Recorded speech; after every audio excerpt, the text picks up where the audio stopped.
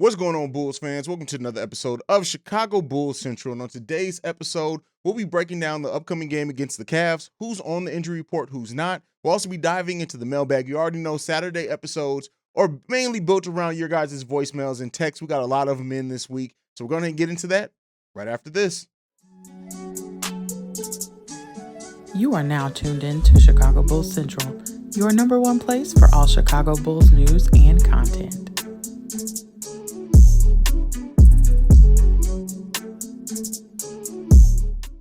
All right, first, we have Alex Caruso and DeMar DeRozan listed on the injury report for tonight's game. Now, both of them are more than likely going to play than not play, so that is a upgrade. We definitely need DeMar DeRozan after seeing how last game went. And AC, it's not even the wrist with AC, it's the back. So, hopefully, they've had enough time to rest up. Hopefully, this game doesn't re-aggravate anything, because the key thing, we're going to need everybody healthy towards the end of the season. Well, we're at the end of the season. We're going to need everybody healthy by the playoffs so we can get healthy, and we don't want to have any nagging injuries if they can be avoided. Now, I know Bulls Nation is really tired of losses, and I know that they more so want to see everybody play than not so that we can avoid get any more losses, and I understand that. But at the end of the day, health is the most important thing. Health is key. Even for a playoff run. And we know the Bulls are guaranteed to have a postseason in some type of way. So because of that, you really want to see everybody get healthy. We'll see how they manage their minutes, what Billy Donovan does to the rotation because of it. We'll see all that in tonight's game. And speaking of tonight's game, the Bulls face the Cleveland Cavaliers, and this is a team that matches up pretty well against us. We know that this is a team that can go off, that is punched well above their what they were predicted to do going into the season. And the Bulls season and the Cavs season has really mirrored each other in opposite ways, right? How the Bulls started off very hot. The Cavs were playing well early on as well. The Cavs are playing much better basketball, I would say, than us at this current point in time. So you definitely don't want to overlook the Cleveland Cavaliers. Now, Vooch was able to take advantage of his size advantage over Mobley. How does Mobley in this game, try to avoid that if it can be avoided? Has he learned any more tricks and better tips to guarding Vooch? Do we have a big output from Vooch again in this game? This may be the type of game that gets Vooch going. Well, Vooch has been playing pretty well. They didn't go to him in the second half of last game, which definitely played a part in why the Bulls lost by such a big margin. We'll see what goes on with that, what Billy Donovan does. We'll talk about Billy Donovan a little bit at the end of this with one of the voicemails. But overall, in this Cavs game, I'm not going to spend a lot of time breaking it down because we know what the Bulls need to do. They need to execute on both sides of the ball. They need to play very well. They need to be focused. They need to not let the moment or anything else get to them. This Bulls team, I'm hearing a lot of good talk from players like DeMar, players like Zach, players like Io, even players like P-Wall. I need to see it on the court. We need to see it on the court. This Bulls team has 9 games left to get their shit together before the playoffs come in, or the play-in, whatever it ends up being. And with coming into the season, I think most people, the Bulls right now, their record-wise are around where a lot of people expected coming into the season. But the Bulls played so well at the beginning of the season. The expectations rose. I want to see this team get back to being that team that they can be, that team that they show, that team that can execute on offense, execute on defense. We know Lonzo isn't walking through that door. We know Lonzo Ball, and like I've been speculating, may not be available even in the playoffs. We can't just rest on that. This team needs to play better. This team needs to lock in. This team needs to get some. Their heart is being questioned, right? Their heart is being questioned. And I need to see them respond with a statement game tonight against the Cleveland Cavaliers. By that, I did not say blowout game. I said statement game, meaning that they play as well as we can expect. And we just see where the chips fall. This team needs to get their shit together heading into the back half of the season, because right now they're only showing that they are the pretenders that so many people thought they were going to be heading into the season. And as Bulls fans, we know, we've seen that this team can play so much better than what they have been. Hopefully that comes around. Does Billy Donovan do anything different with the starting lineup? Do we see Patrick Williams inserted? I just checked it. I didn't see anything as of this recording as far as changing anything that way goes, but I would like to see it. And I've always said that, maybe next week, which it's Monday against the Knicks, that we see something different, hopefully. But at the end of the day, this Bulls team needs to win this game tonight and be locked in. But that's it. For the other ones, we are going to get into the mailbag. We have 6 voicemails today. 6 voicemails that we're going to get into today. The first one is from Marvin. Morning, Haize, Marvin. Short and sweet. I did want to point out a couple of things. I think it's time for Billy Donovan to be held accountable. I know everybody knows this already, but it's probably one thing that's looming in my mind that I don't know if everybody has noticed. I don't remember if Billy Donovan ever got a technical foul for this team. It's time for Billy to step up and at least take some responsibility, at least show some heart and care about the team. You're getting all these texts from DeMar trying to show something to the refs and Tristan Thompson. It's time for Billy Donovan to get it done. Chewing gum won't get it done, guys. We're struggling here recently. We got a must game tonight against Cleveland. I think we can turn it around, but still, even in the turnaround, Billy needs to get a little angry. If it's not showing it towards the players, at least show something about the refs. I don't think we've been getting a lot of calls, and Billy's not showing much concern about that. Now, I do want to say the Bulls are on a stretch that's real tough, guys, and I want us to pull through it. You know, I try to stay positive, but I'm not too worried. I wasn't expecting us to win the championship this year, but I like for us to play better. But I really am concerned about Billy's aggressiveness on taking up for the team. Let's see what he does tonight, guys. Let's keep our head up. I think we'll be all right. Playoffs are a different animal. Hopefully, if we get 1 to 2 wins on the road, it can turn things around. But back again, I really want to see if Billy gets a technical if we get down. Plus, we need to learn how to stop these runs. That's what's killing the Bulls. So just to let everybody know, let's see if we get down, let's see what Billy does today. See if he gets a tech just to show something, improve, to show that he's really supporting the team. Take care, guys. All right, Marvin, with a statement that you hear a lot of fans talk about right now. That is Billy Donovan, not sitting on the sideline chewing gum. Not Marvin talks about specifically getting a tech. And the thing that I want to say is we have to be realistic and realize that certain people's personality types aren't that. Billy Donovan is not going to be the type of coach to get riled up and get a tech. That's just not him. So you can't really, to me, you can't say, oh, we need to see how locked in, how because that's just not the type of personality. Some people, no matter what situation that you put them in, they're not going to display passion in that way, and that's not how Billy Donovan does it. I don't think that we see Billy Donovan get a tech. I don't even think that that's something that if you've watched Billy Donovan coach, even from college, that's just not the type of personality it is. You can't expect somebody's personality to change. So while Marvin, and I get it, Marvin's the motivator around here. Marvin the Motivator, that's his new nickname. But it's not going to happen from Billy Donovan. I think we're looking at the wrong things if that's what we're trying to get from Billy Donovan. I think if we want to see Billy Donovan locked in, Billy Donovan tired of the stuff, Billy Donovan trying to check this team, Billy Donovan trying to improve, it's all going to be in the court, in the way that they prepare, in the way that he runs a scheme, those type of things. It's not going to be the rah-rah, getting a tech, getting in refs' ears, pacing up and down the sideline, screaming at people. That's just not who Billy Donovan is as a person. Now, I'm not excusing that. I'm not saying that I wouldn't like to see a coach that gets riled up. We just have to be honest and identify what type of personalities that we have. And that's not in Billy Donovan's personality type. And he's way too old to try to change now. Not to say that we may not ever see Billy Donovan get riled up if it's a super egregious call or anything, but it's just not going to happen in the way that I think Marvin and some other Bulls fans hope that is going to happen. I just don't think Billy Donovan has that type of personality. Let me know down below if you think I'm wrong. Let me know if you also agree with Marvin. I would love to see Billy Donovan get riled up like Tibbs used to or something like that. Just don't think that he has that type of personality type. We got our first of 2 voicemails from Shay. This first one we're going to go ahead and play now. Hey, Haize, what's up? This is Shay.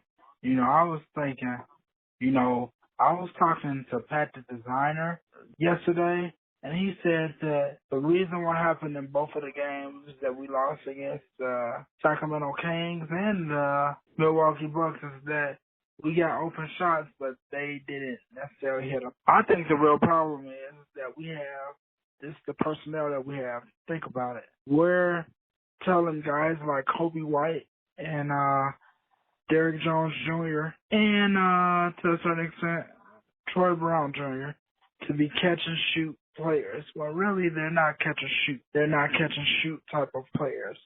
They're more scorers. Think about it. I realized that with Troy Brown Jr. He's more of a scorer, somebody that can get their own shots, drive to the basket, and shoot threes from time to time. Same with Kobe White. I think we have the wrong personnel, and I think that we're just kind of using them a little bit wrong, along with Vucevic. Anyway, tell me what you think. I'm out. Shay brings up Shay, this may be your best voicemail yet. Talking about personnel not being used correctly. And that's one of the things that we've seen over the course of the season with players having to play roles that they weren't coming into the season expecting to play. Is that Billy Donovan is not using them in a way that is maybe even that he would have hoped to use them coming into the season or when everything was going right or if everybody was healthy. Now, when you look at the way that this bench is, when you say like Troy Brown Jr. is a scorer, I got to disagree with you there. I think he can develop into a shooter, but a scorer to me is different. Scorer is someone who puts the ball on the floor and gets it done multiple ways. I don't think Troy Brown Jr. has displayed that, at least to me. Guys, let me know what you think. As far as Troy Brown, I think that we do have a lot of players that can be defensive-minded, but get you some offense, especially in transition. One of the things with this bench that I think, outside of Kobe White, who is a scorer, an inconsistent one, but he's a scorer, outside of like really Kobe White, this bench is always going to be more dangerous if you can get out in transition, if you can get in those pass lanes, force turnovers, get rebounds, and then push the ball, push the break, because we have a dangerous team, especially when you're looking at those bench people. I know outside of Tristan, who can run the floor some as well, but the Bulls bench offense, specifically that bench offense, and maybe their offense overall, if we're just being honest, is so much more dangerous when they're getting out in transition. I've said it before, look at the intro video that I have. Look at how many of those baskets and those highlights come from transition. This Bulls team is dangerous when they get out in transition, especially those bench players who aren't necessarily the best scorers, but they have some ability to shoot, some ability to put the ball on the floor, some ability to leapers that we have. I think that if the Bulls can get out and get in transition, but the key thing is you have to play defense, you have to rebound. Those are two things we have not seen the Bulls do very well. But Shay, you've brought up a very good point on the Bulls bench, maybe not being used to their specific skill set and their best abilities. Let's go ahead and move into the next one. This one is from Ricky, and he's about to go off. Haize, this is Ricky Carrol. Vooch is the biggest goddamn problem that we have. Man, we got point guards going on and laying the ball up. He don't jump. He don't help out on defense. He is one of the biggest problems. You can watch films and you can see, well, point guards is taking his ass to the basket. He dribble, and get to the basket and pass the damn ball off on point guards, man. That's him and Billy's fault. Billy needs to tell him to do more. It is Vooch's fault. He's a great big reason why the Bulls are where they at. They make 8 and 10 points runs on him because he don't play no damn defense. You can talk all that Vooch talk you want. He is the biggest problem. Him and the damn coach. Peace. All right, Ricky talks about Vooch. Here's the thing that I want to say to you, Ricky, and I hope that you watch this full video and listen to this full episode, is that what you described sounds like guards blowing by or getting past their primary defender, the point of attack defender, which is Io, Caruso, Zach LaVine, and then it's putting Vooch in a bad position. I'm not ever going to be one to say that Vooch is a great defender. He's not. Vooch does some things solid defensively in certain stretches in certain games, but what you talked about specifically with point guards, the center should never be the one to guard guards very heavily unless he's being switched on them, which they do a pretty good job of making sure Vooch doesn't get switched on guards. What you have described, at least to me in this video, sounds like the point guards or the guards are getting by their primary defender, and then Vooch maybe isn't making the right decisions. But this is not all on Vooch. Anybody who says and looks at this basketball team and says all of the Bulls' problems or even the main Bulls' problems are on Nikola Vucevic, to me, isn't watching basketball correctly. Vooch is an issue. Again, his defense is an issue, but that's why team construction is a thing. That is why Lonzo and Patrick Williams were originally designed to be on that court with Nikola Vucevic, because they do help cover up some of Nikola Vucevic's defensive issues. Now, with that being said, you said something like Vooch doesn't jump enough. And that may be Vooch trying to avoid the foul call. Vooch does get some blocks. One thing that I will say is that when a guard does blow by, I would like to see Vooch, maybe do something or move a little bit quicker to stop them from penetrating deeply. But Vooch doesn't have the best lateral quickness. These are all things that are just physical limitations of Vooch. Now, the jumping thing, he doesn't really need to jump very high against guards. He's just not that type. But I will say that I agree with once they get past once the guards get past our guards and get into penetration, I would like to see some better defense. Absolutely. That one's from Ricky Carrol. Let's go ahead and get into now our second voicemail from Shay. What's up, Haize? This is Shay. I was on the Windy City Breeze show this morning, and they had talked about how AK and Nikola Jokic has a great relationship, and Pat said that he doesn't believe that European players leave their team. Now, that is true to some extent, but what would you say to having Nikola Jokic on this team? Now, I don't want to get rid of Vucevic, but if AK were to talk him into coming over here, would you be upset at all? Or nah, not really. Anyway, tell me what you think. Peace. All right, this is something that Bulls fans have talked a lot about. This is something that anytime I have a live stream and we talk about deals, talk about the offseason, Jokic comes up. And what you just to answer your question, how do I think about? I would love Jokic on the Bulls.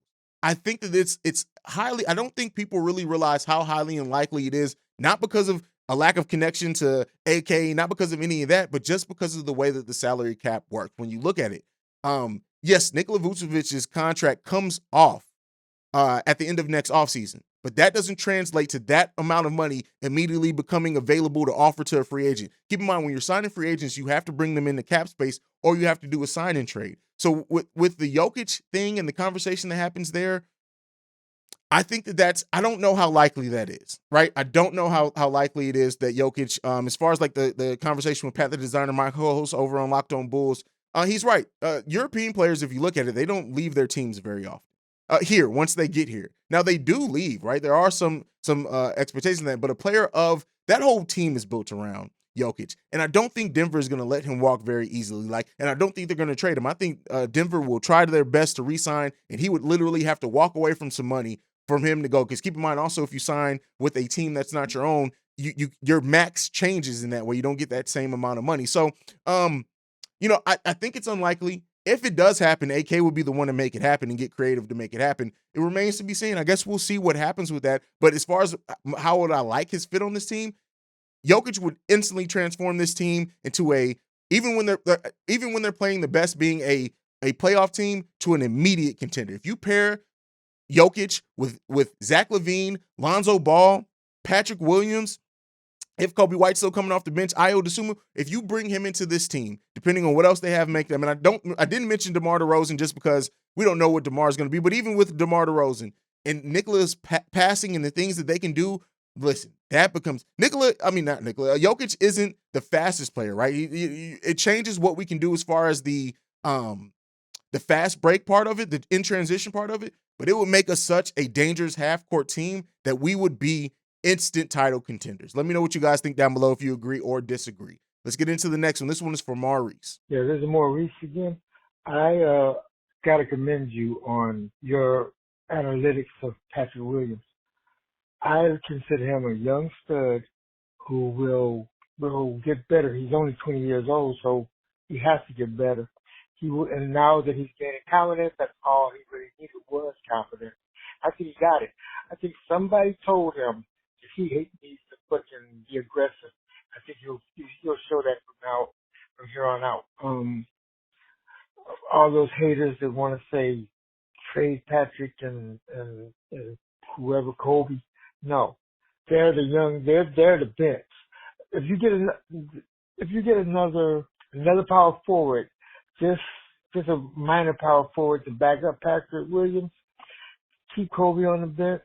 You got Ayo and keep him on the bench as well. Yes, you can do a lot of things. Alonzo Ball, I can't wait for him to get back because he controls everything. He was one of the best passers on the team, and without him, the Bulls lost a step, and a step in the NBA means a lot. All right, and Maurice talks about, he brings up Patrick Williams. And my analyzation, is the analyzation a word?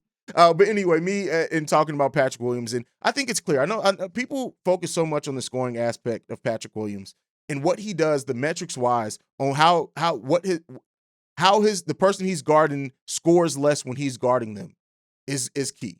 I do want to see Patrick Williams' offense continue to develop. I do want to see him get more aggressive there. But Patrick Williams has a very high ceiling for this Bulls team, and it just depends on if he's actually going to reach that ceiling or not. That all remains to be seen. We'll see if it does happen or doesn't happen. But, Patrick Williams, I'm very high on. And then also the key thing, more than any fans being high on it, this front office is high on Patrick Williams, and they're not giving up on him anytime soon. Let's get into the last voicemail for the day, and this is one from Edwin. He talks about a lot of what Bulls fans are thinking right now. Hey, what's up, Haize? This is Edwin from Brooklyn. Now, I think, correct me if I'm wrong, I think I was the first person to leave a voicemail. I just want to mention that. But with that out of the way, I've been enjoying the show. I've been listening to other people's voicemails. It's been great, so keep it up. Now, what I want to talk about when it comes to the Bulls is, I honestly, I think all we really need right now is to stay out of the play-in game as long as we can stay out of the play-in game, I'm pretty happy with that. And if we can get like 5 games of us being healthy under our belt before the playoffs start, that'll be great, just to get the chemistry up and running again, get Lonzo's legs under him a little bit. Caruso, Patrick Williams going to have a great couple of games to get his legs under him, get back into the rhythm a little bit. And once we get out of the season and we're not a playing team and they had some games together, then, you know, this a break, a little couple days, I don't know how long it is, but it's like a day or two, and in between every playoff game, you get a little break. So I feel like we'll be able to practice, we'll be able to, you know, figure it out, and we'll have a good chance of getting out of the, you know, getting out of the first, second round, and maybe third round, who knows, you know?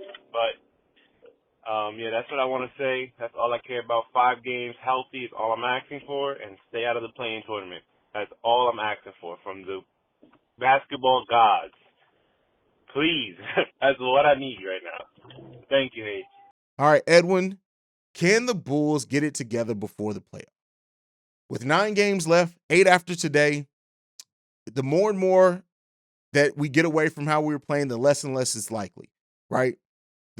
The Bulls are in a stretch full of, right now, the next 4 games are very winnable games. I've been saying the last 5 games, but they lost to the New Orleans Pelicans. Right now, the Bulls can lose to anyone, they can beat anyone. And the losing to anyone is being more evident than the Bulls being able to win against anyone. 3-10 since the All-Star break is not going to cut it. So we need to see this team tighten the fuck up and get their shit together before we head into the playoffs, for us, not only for the fans to rebuild faith in them, for them to rebuild faith in themselves, and for them not to be taken as a joke heading into the playoffs. That's all that it boils down to. This team needs to man the fuck up. And we need to see better output from this team overall. From everyone, from the top player to the bottom of the bench player, everyone needs to be held accountable. Billy Donovan needs to be held accountable as well. I kind of didn't talk about Billy as far as being held accountable. He needs to be held accountable very much so for how this team is playing. And I'm telling y'all right now, I think he's definitely going to get another season. It's not a question of Billy Donovan's going to be fired this season no matter what happens. They're going to give him a chance with a hopefully fully healthy roster to run it back and to make some improvements. They're definitely going to make some improvements in the offseason also. But don't be surprised. If we have another season that ends in the way that this one did, Billy Donovan is out of it. Period, point blank. There's no other way around it. But that's it for me for today, guys. We got game day. We got a pregame, halftime hangout, and postgame, if I can say them in the correct order, which you guys have been getting on me about all tonight. Make sure you're following the podcast at Bulls Central Pod. You can send us any feedback, questions, comments, concerns, bullscentralpod@gmail.com. Lastly, if you want to leave us a text or voicemail like you heard today, the number to do so is 773-270-2799. Hey, subscribe to the podcast. If you're listening on the podcast side, whether it's on Spotify or Apple Podcasts, leave a rating for the podcast as well. Let's do some of that. Let's leave a rating for the podcast. I don't have enough ratings for the amount of listens that I get, so leave a rating for the podcast as well. But that's it for me for today. See red, don't be red. Go Bulls. I love you guys. Peace, y'all. This has been a presentation of the Break Media.